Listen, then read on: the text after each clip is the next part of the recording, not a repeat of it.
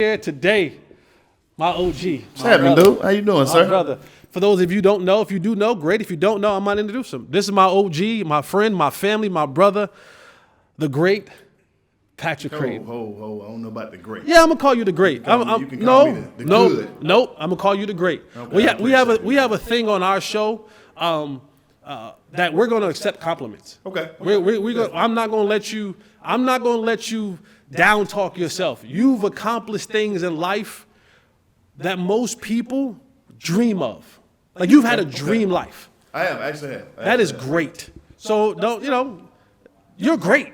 You're great. I'm not gonna let you. I'm not gonna let that happen. Hey, I'm gonna accept my flowers when they're given to me. I want you. We have a thing that I talked about a couple weeks ago. It's called put on the hat. Put on the hat. Okay. And the basis it comes from where a couple weeks ago, Dak Prescott, they beat the Washington Commanders. Okay, yep. The Cowboys won the division championship, right? NFC East champs. And Dak refused to put the hat on. And his thought process was, I'm not finished. Yeah, I get it. 7 days later, he was finished. Yeah, exactly, yeah. He missed the moment. Yeah. He missed that. He'll never get that moment back. True. Ever. He may win it. He may win a division championship next year. It won't be with those guys. It won't be during those circumstances. Correct. It won't be the things that he overcome. So always, if you take nothing else from today, put the hat on. Put on the hat. Gotcha. Enjoy those moments because we're not promised tomorrow. I know that's right. We're not promised tomorrow on earth or the accomplishments. Correct. Yeah. So we're putting on the hat. All right, man. Boy, I'm so glad that you're here, man. This is a pleasure of mine because I am going to shower you with flowers today. Okay. We're gonna laugh. I'm gonna shower you with flowers. We're gonna talk sports and all that kind of good stuff. But just starting from the beginning with you, local kid from DeSoto, right? You DeSoto Eagle. I know. I know. But you had a unique journey because, and it's an inspiring one too because nowadays. A lot of these kids are thinking about, well, I got to go to Alabama. I got to go to Texas. I got to go to Georgia. I got to go to whatever high-level, 5-star Division I program. They think I need to go there to achieve something. To achieve the next level, right? Absolutely. But your journey was different. Left DeSoto High School. You end up at Northwest Oklahoma State. That's a directional school. It now, is. Now, a lot of those directional schools. That's all it is in Oklahoma. It's a ton of them. So you get to Northwest Oklahoma State, and you play everything. For the most part, yeah. For the most part, you're playing receiver, you're punt returning, kick return. I did some running back, quarterback. I originally got there as a safety. Yeah. Yeah. Let's talk about it. Like, what was that? Why there? What was the journey like to get there? And what did all of those positions teach you as a player? You know, the journey to get there was basically I was sitting at home. You know what I'm saying? I was sitting at home. I went to JUCO for a year. Didn't pan out. Didn't take care of my books the second semester. First semester, I thought I was great. It's like, cool, I could do this. I thought I was good. Man, and all of a sudden you find yourself not doing so well. So I ended up having to drop my classes so I wouldn't get F's. Yeah. I got a whole sheet load of I's. Incompletes, brother. Incompletes. So, man, I'm back at home, and then the coordinator, who's actually the DB coach, who eventually became the D coordinator, then the head coach, he got in contact with my high school coach. Okay. High school coach called me. He was like, hey, school's interested in you, blase. He said, I don't know much about them. I know they got a good football program. You get back in school. I didn't take a visit or nothing. I got on the call with him. Coach told me they was interested. They wanted me to come up there. Coach, I said, what day do I need to report? He was like, well, that easy? I was like, yeah, I'm at the house. Yeah. I just want a chance to get back in school because I told my mom I'm going to get back in school. Number one, I'm going to play football. Number two, I'm going to get my degree. Plain and simple. So it wasn't even a hesitation, man. I took that and reported. In that first year I got there. Now, mind you, let me give you a little something about this town. Okay. The town at the time, I think, was about 6,000 people.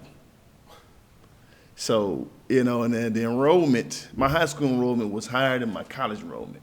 I think we had 2,100 at the time at Northwestern. So 2,100. A lot of kids and everything from around that town did commute a little bit. but there was a lot of people that actually stayed there, Right. in the town and everything. First day I get there, my mom's dropping me off, and we pull into the town. Mind you, it's 35 north. You hit Highway 11. You go directly west for about 64 miles. You pull into Alva, one-way highway. Once you get off 35, going through the town, a couple people waved. Didn't understand. I was like, hey, people like, well, the reason why is because football team was back in town. They know. You see a black guy coming through town at that time of year, football team's back in town. Yeah. So we're gearing up for that year where they had already come off a nice win streak the following year. I think they had won like their last 6. Got eligible before, it's NAIA. Yeah. So it was the Wheat Bowl. The what bowl? Wheat. Wheat. Like the wheat you eat. Oh, okay. Yeah, All right. yeah. It's country, brother. Yeah, I know, right? So you're going to get those kind of, you get one of those. The whole wheat bowl. Yeah. So got that. Coming off a nice record and everything. I think they finished 7-3, but they won like their last 6. So got into that contention, had that, coming off all that momentum and everything. I didn't know how good we really were going to be at that time. My idea, I'm just wanting to get back in school, have a chance, have a shot, let's go play. Yep. First year we get there, we go 13-0, win that championship. Second year, we go 13-1, runner-up. Now at one point, we had the longest win streak in the country, no matter the level. Gotcha. That was the Miamis, the Ohio States, everything. We had 31 straight. So me getting out, I was like, now we're going to be doing this every year. That first 2 years, we go to national championship game. Right. Yeah, then we hit a nice little bump in the road. The next year, we go 7-3. We lose in the first round. Hail Mary at the end of the game. I still think to this day that ball hit the ground, but NAI ain't no replay. We can't check the replays, all right? Ain't have that technology. It's all on VHS. It's all on VHS, bro. Grady VHS. Everything, man. So we do that. The next year we come back. I think we come back into the season ranked like number 4 or 5. Cool. We stack everything. We come back. We end up losing second round to a team that threw the ball twice. Well, they run the triple option? No, the veer. Straight veer power option, brother. Offensive line came down to 4-point stance. Yeah. We knew what we was getting. But when you don't see that, people don't understand. You can't prep for the option in a week like that without being completely disciplined. Yeah. If they say you got the pitch man, don't worry about the quarterback. Yeah. Get the pitch man. Yeah. We'll handle this. My linebackers will scrape over the top and get the quarterback. Yep. If you the linebacker and the safety, you come down and go to quarterback. Oh, boy, yeah. Hit his head on the goal. So, dude, they ended up beating us. We did have 4 turnovers, so that helped. So we lost, I think, 32-27. Damn. Yeah. 4 turnovers. Y'all still was in the game. Oh, he's still in the game now. As I said, we could score. Yeah. But we kept giving it back, and they could score 2 and run the clock down. So, bunch of friends, we loaded on that team. We come back the next year, and still optimism. We kind of reload. He has to bring in another quarterback, which is a good friend of mine. He's from California. Brings him in the spring, has a decent spring. Coach doesn't really like it, though, as much as he thought it would. Summertime comes, and this is when I'm playing quarterback, a little bit of running back. I'm still doing my return duties and everything and stuff. We come back in to that year. He calls me summertime, about midway through. And I'm calling just to mess with him about his quarterback, because Chris had put on some weight. He was like, dog, 'cause Chris called me earlier. He was, man, I got to get this weight off. I was like, bro, stop eating McDonald's every day, dude.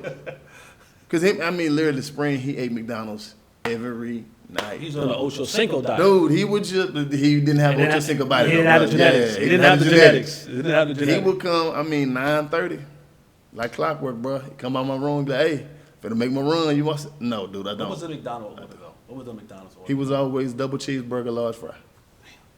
All carbs. All the carbs. He ain't getting no salad. All the carbs. He ain't even just go. He ain't get a wrap. He ain't get a single. He got all that. I don't even know if McDonald's had wraps back then, Probably brother. right. That just probably came around in 2007, 2008 when they started getting wraps and putting them in the. So he calls me. And he goes, hey, we would think about switching the quarterback. So I'm like, Coach, you just broke Chris in. Like, yeah, he can't run the offense like I needed to be ran. He said, but you can. I was like, okay. My first 2 questions I had for him, I said, you think it's going to benefit the team more? He was like, yes. I said, well, okay. Are you going to take away my return duties? He goes, absolutely not. You're still going to do that. You're All-American today. I was like, cool. I'm cool with it. I'm fine. Look at there. A player that asks, will this help benefit the team? We'll get more into that later on. That is rare. We'll get more into that later on, but go ahead. That is rare. So we get back to school, and he obviously had not had the conversation with Chris.